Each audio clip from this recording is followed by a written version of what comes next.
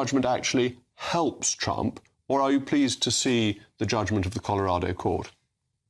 Well, there's a political question and then there's a legal question, as you laid out. I mean, politically could go in many directions. You see pretty much all of his opponents, except for Ada Hutchinson, coming forward saying they don't agree with the ruling, mainly because every time Donald Trump faces a legal challenge, he raises money and that hurts them. In the general election, it could work in the other direction if Trump were to be the Republican nominee. But again, these are crystal ball, questions here, and he may not even make it that far to the general election, which is, I think, what a lot of Democrats are hoping for. But in terms of the legal ruling, I think it's got quite a basis. I mean, you've seen anybody defending it, it's really based on loose terms. This is unprecedented, that he wasn't an officer.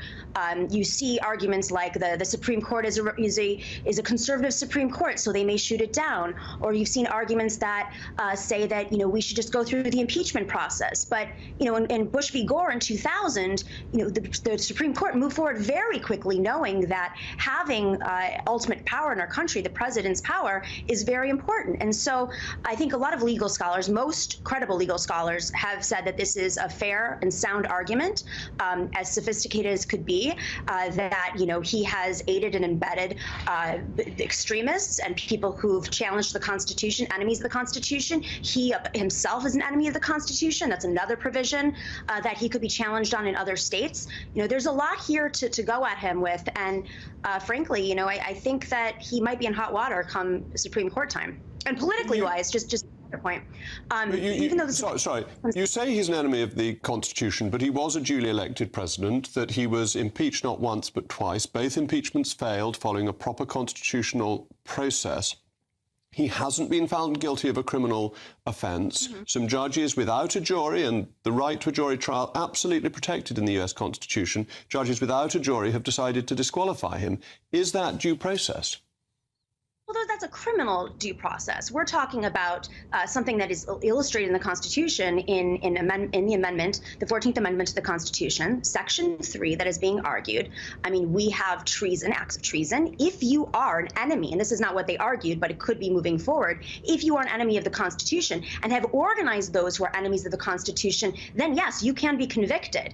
And that is ultimately what this ruling was saying, is that you have violated these terms of the Constitution moving forward, so you are banned from being on the ballot. This was not a criminal conviction, and that was due process. So anybody saying that it's not due process is basing it on a criminal conviction, but this is a constitutional debate here, not a criminal debate. And it's also not a political debate.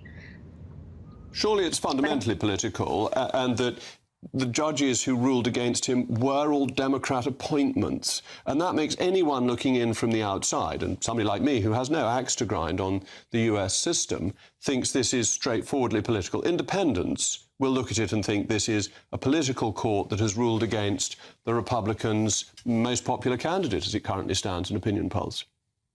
That could be a political interpretation, but they still have to uphold the law and make, fair arguments. And now it will go likely Supreme Court, and then the Supreme Court will look at these arguments. I mean, they weren't just making righteous political decisions. They articulated arguments that were, pretty strong across the board. You have Republicans like George Conway and other Republicans and conservatives and those on the left who are legal scholars saying that this was a sound argument here. And it probably will go to the Supreme Court. And that's ultimately where we're going to see potentially the loopholes in the argument or the weaknesses in the argument. But as of right now, the arguments being made against the Colorado hearing, the legal arguments are quite weak, extremely weak, saying that he is not an officer. Well, if the president can move forward, any president moving forward can stage a coup, I think we got a problem here. And, some are saying it's undemocratic. Ultimately, what's undemocratic is the Electoral College. And if you want to take up that fight, go take up that fight. But that requires constitutional change, and there's a process for changing the Constitution, and nobody has put that forward at the moment.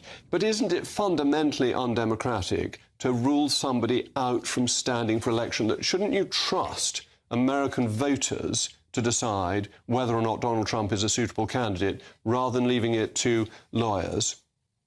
I think it's undemocratic when the leader of your country has not only been working with foreign governments, number one, is treasonous, is organizing essentially a coup of the country. That's undemocratic. And so, yes, but he hasn't been found guilty of any of that. That's, I mean, you're partisan and you're entitled to be partisan, but that's straightforward party politics. You don't like Trump. You're accusing him of treason. He hasn't been found guilty of treason.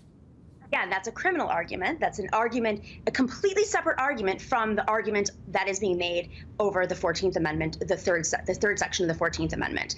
We all had, it'd be hard to even state that this man did not support this. He was calling for it. There's evidence that has been put forward. I think everyone knows he was part of the insurrection and leading the insurrection. Has he been convicted on that? Not yet.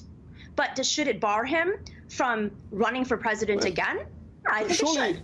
Surely the US and you believe in the principle of being innocent until proved guilty. Again, that's a criminal argument, not a yes. Should I run for president? Plenty of people who can be barred from running for president, by the way. Plenty of felons in certain states, people who've been convicted of financial fraud. You don't think the president of the United States, who wanted to overthrow the government, who illustrated it, spoke it. You haven't proved this. These are just political allegations against somebody you don't like. And he accuses President Biden of doing all sorts, and there's a proposed impeachment of Biden. This is just the flotsam and jetsam of politics. And you shouldn't rule candidates out because you don't like them. No. So I am providing evidence, things that he has said publicly, done publicly, and that is the justification. That evidence that was presented in different arguments and events, including the impeachment, was brought forward in this constitutional debate. Again, those are two different things. Has he been convicted? Has he gone through impeachment and lost his seat? No, he did not. But that does not mean that the evidence that has been put forward, the very public information out there, cannot be used as an argument in what the Colorado courts ruled. And I think ultimately that's why this is a strong argument, and why pretty much across the board legal experts around the country today said it's undeniable that he was involved in the insurrection. And if that's the premise of this, and the loophole is whether or not he was an officer, that's what they say the loophole is, it's pretty weak. It's a pretty weak argument, and plenty of other arguments you could move forward on as well. All right, well, thank you very much, Nomiki. It seems to be a very odd state of affairs where the president could apparently run if he were in prison, but he can't run